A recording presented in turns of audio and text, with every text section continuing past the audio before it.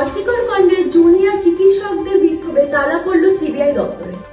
এবার থেকে বিনামূল্যে চিকিৎসা হবে ধর্ষণ, অ্যাসিড হামলা ও পক্সো মামলার নির্যাতিতাদের রায় দিল্লি হাইকোর্টে।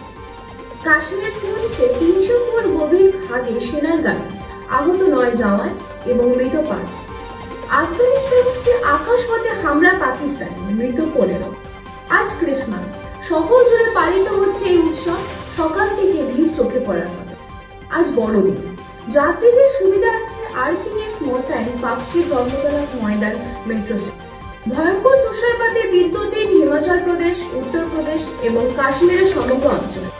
বিমান যাত্রীদের জন্য সুখবর, এবার 10 টাকাতেই চা কফি মিলবে কলকাতা বিমানবন্দরে। আসন্ন চ্যাম্পিয়ন্স ট্রফি 2025-এর পূর্ণাঙ্গ সময় প্রকাশ করল আইসিসি। রাত পোহালেই বক্সিং ডে টেস্ট, সমানে সমানে টক্কর দিতে তৈরি বুমরা এবং ট্রাভিস হেড।